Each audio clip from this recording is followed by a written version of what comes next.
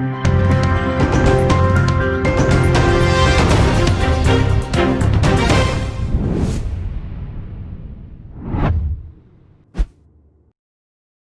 Kwame, despite is your friend. This year, he shook the system with something that I want your opinion on.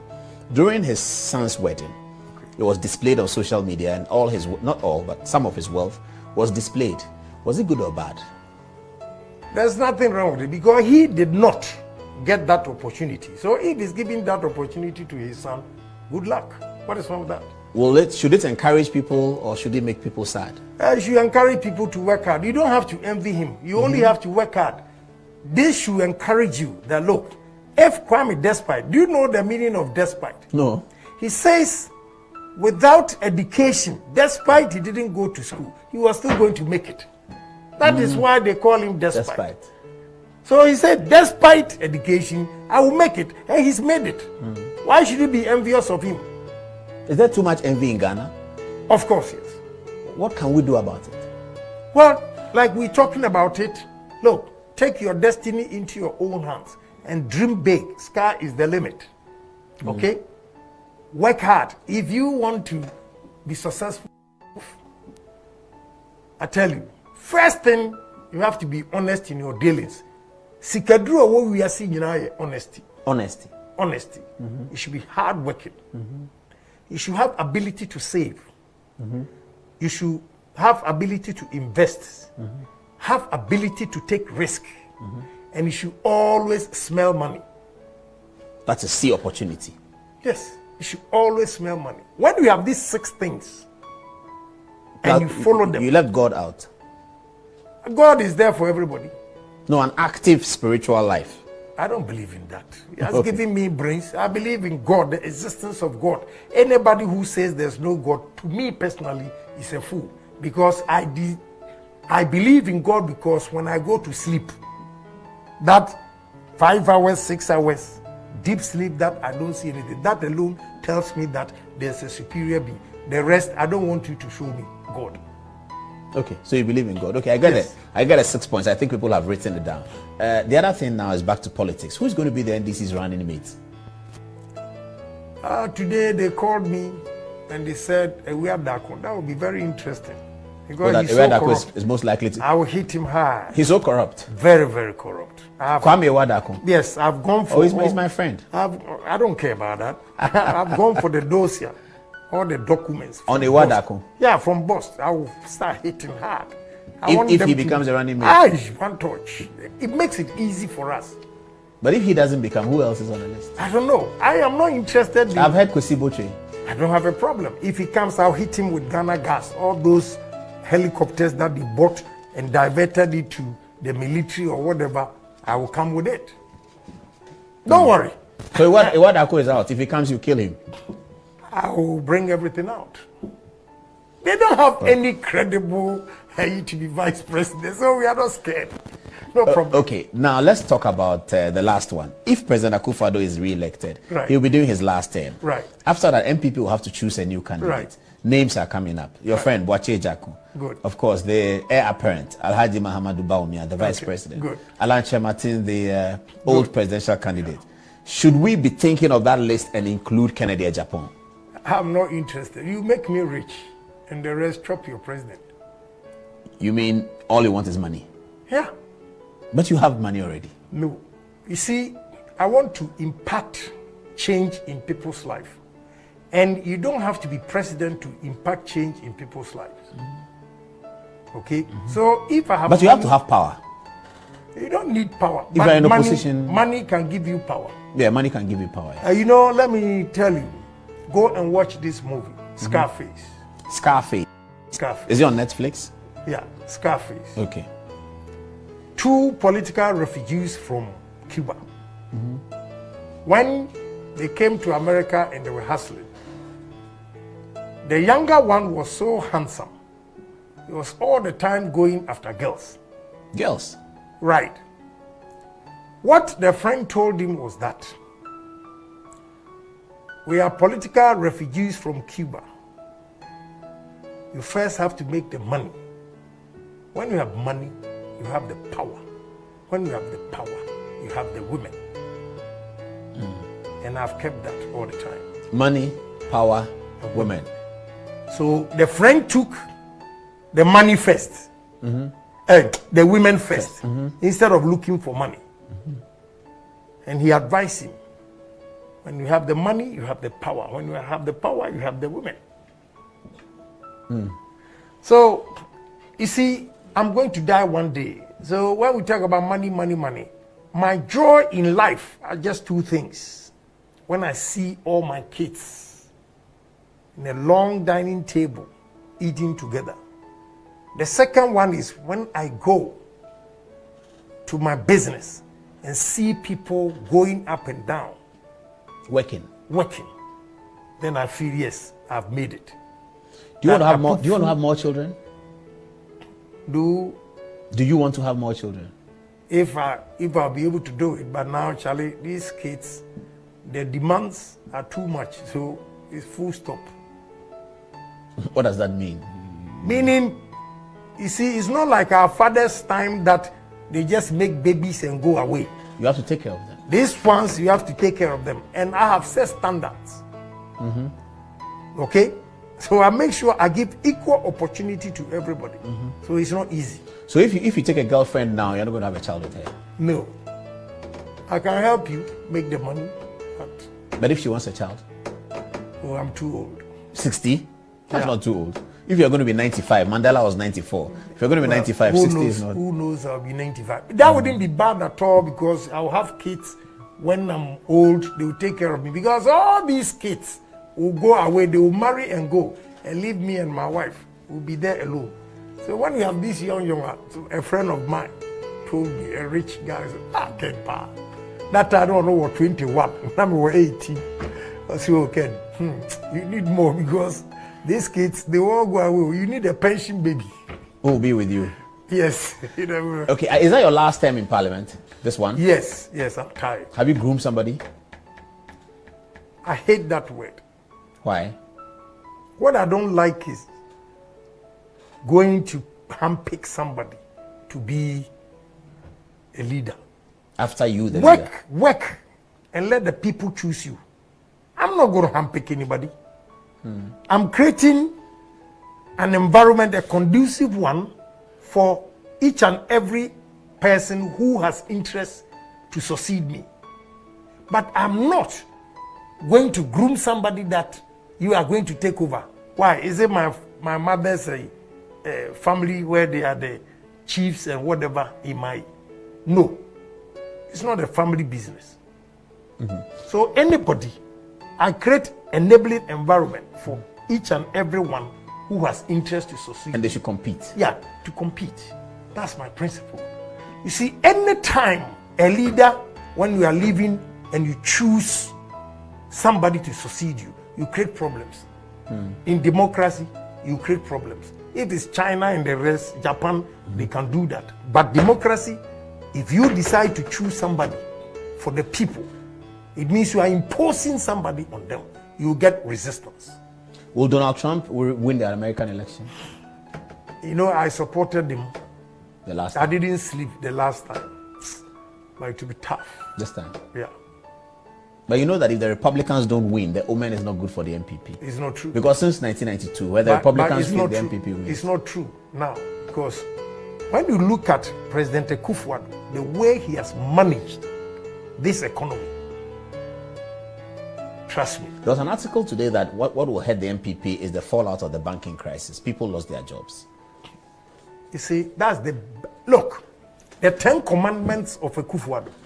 The first one is the consolidation of the banks and re-injection of capital. Into the system. Yes. You see, you have ignorant people who want to propagate cheap political points, who use that 3,000 people, whatever they call. My brother, let me tell you, if Akufo-Addo had not come in and saved these banks, 4.6 million depositors would have lost their money. Can you compare 4.6 million depositors to 3,000 people that you are talking about? You think Ghanaians are fools? And you think they can talk and we are not going to talk?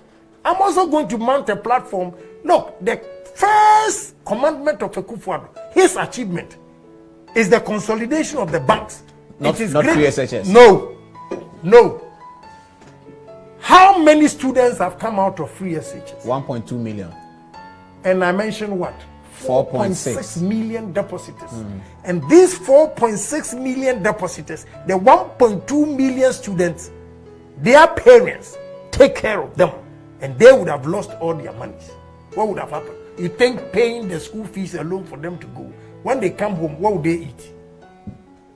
So you think Akufo-Addo saved a crisis that was going to be worse? Just like worse than it was. Yes, just like Obama, what he inherited, and the banks were falling.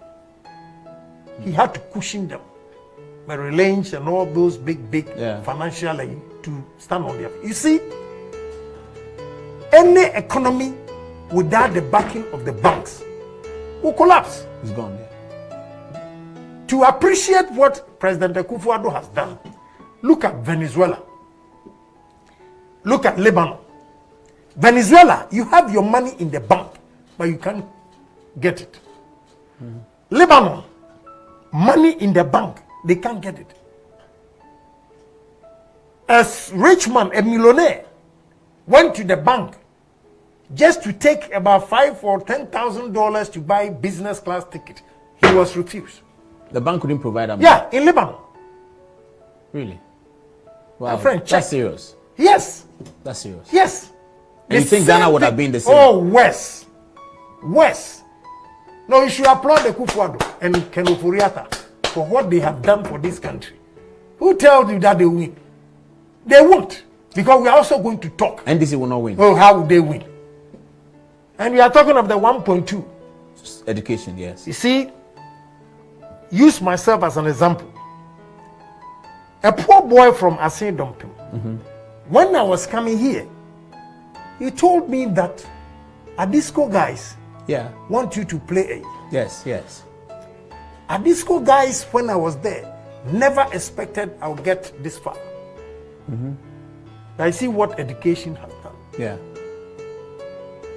So even if you are studying under the tree that they talk about, and you have a teacher to teach you, it's better than staying home and not being able to pay the fees so you are home. Right. And not being educated. Who is your favorite minister? Who is your best minister, best performing minister? Question. You say best performing or both? Favorite one, best performing. Honestly, wherever I go, the party people say Napo. Napo, the education minister. Yes. He's the best performing minister. Yes. That's what the party people are saying. The party people, they say best performing, and he takes good care. He respects the party people. I'm just telling you what they are saying. Okay. What they are saying. But is he also your favorite minister? Well, why not? If you see, I believe in majority, and I can also assess myself.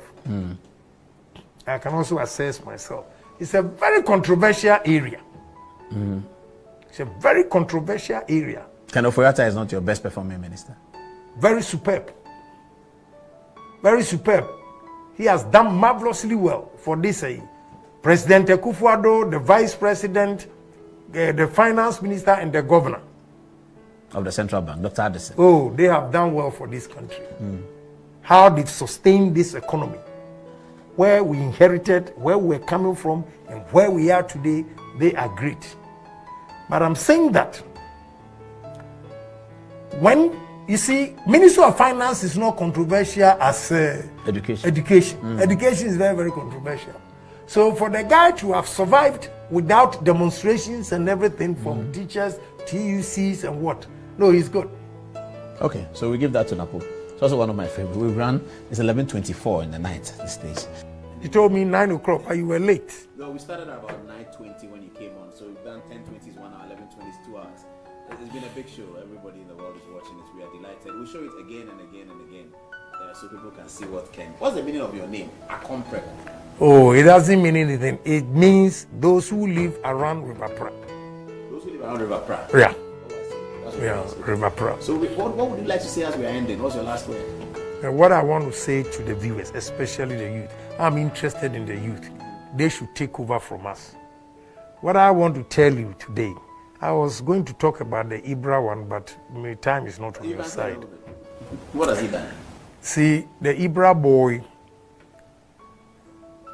he does this fraud business. And he made a mistake. Went to smoke weed and cocaine, whatever. These are serious. I mean, these are your views. These are not the views. I'm telling you why. The brother was on my TV yesterday to apologize. Yes, okay. And so why are you afraid? Then what happens? Then what happened? Okay. So because of his help, people were saying that, oh, he has to be arrested. But when the brother showed the report, hospital report to me, I believed in him because any normal human being will not give the president 24 hours to die. Any normal human being, except when he gave president 24 hours. Yeah, he said within 24 hours, myself and President Akufo-Addo is going to be a corpse. That's how he put it. You see, there are young men who have been coming to me since this thing happened. He insulted me. As I speak, I don't even know him. That he was insulting me, because, But what I want to tell the youth of this country is that those fast monies will not last long. The fast money? Yes. See, the way they are going about things, duping people. What I tell them is the evil that men do lives after them. What you can do to succeed in life, you can start selling or hawking on the street.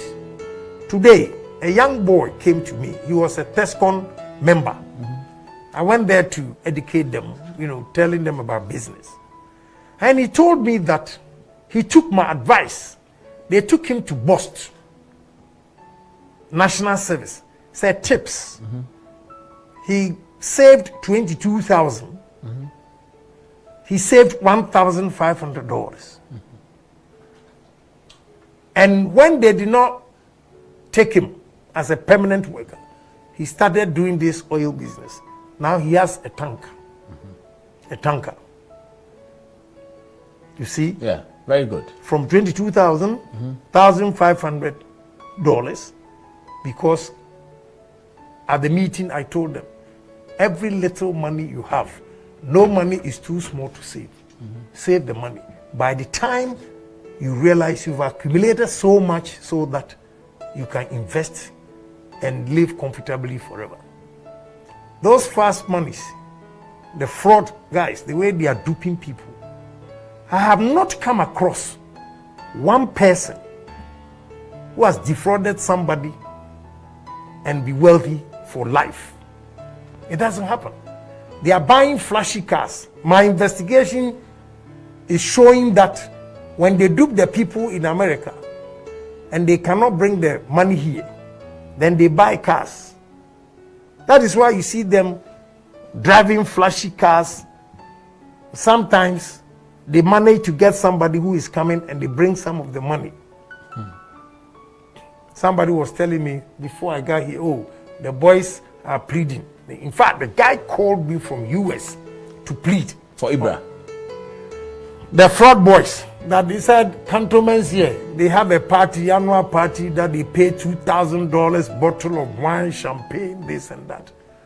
I want to know how much they have to go and buy a bottle of champagne for $2,000. They are all dumb. So young men that are listening to me, use me as your role model. Start savings, because I started hawking on the street. On a board like this, yes, pick a chocolate that yes, raw. I was selling. In Hawking, Ghana? yes, hawking on the street. Who says you can't make it? That poor boy from Osei Dumping. Now, all of you are watching me. 11,000 now. You can do better than me. Trust me, you should all have confidence. But if you want to succeed in life, you have to be sincere in your dealings. A lot of Ghanaians do not succeed in business because they are crooks. So dishonest. My brother, you give them a business to manage for you. By the time you realize, they've collapsed your business and set up their own business. Another person, because he stole from me, will also go and steal from him. That is the karma. You also lose your business. So honesty is key. Look, just before I got here, my Chinese partner, I have a contract. And this contract is, I think, $9.5 million. The woman has already delivered $5 million without a peswa. Why? Trust. Case closed. It's trust. Case closed. I owed her $11 million. I've paid $9.8 million. Now I've given her another $9.5 million. She has already, I speak, I have bill of ladings in my car. But I have not paid the peswa. Because she has confidence in me that if I get paid, definitely I'll pay her. And what I do is, any payment I get, quickly I go and pay. This is how you make money. Honesty. But if the woman should bring the goods, 5 million, you go, they pay you, and you don't pay her, is she going to bring? She won't bring it anymore. Yeah, case closed. So honesty is important for the young people who are in every listening. dealings. Honesty. It's important. It's important. Then you should be hardworking. Instead of working for 8 hours, when you finish working at this studio here, go and find extra income by working extra hours. In a nightclub. Wherever. So long as you can make money and keep your normal job, the salary you make should be your savings, and your extra income should pay your rent and other bills. If you do that, you'll be better than the one who works for 40 hours a week, Goes to sleep. and rely on the salary. As simple as that. And my Very good strategy, advice. I tell this young guy, look, even if you are having sex with your wife, and there's a phone call that you have to go and collect your money, stop the sex. And take the phone call. Go and collect your money. When you come back, you can give your wife good sex. I'll leave it there. Say a prayer. Say a prayer for Ghana. Oh, I can do it. Yes, please, let's do it. Lord and Father, stand by Adisadel song, please. Go on. Lord Father, we thank you for bringing us this far. Amen. Father, we commit this country into your hands. You know we are in election year. We pray that you yourself will guide every politician to go through his election without violence. And in the end, we say praises to you. In the name of Jesus.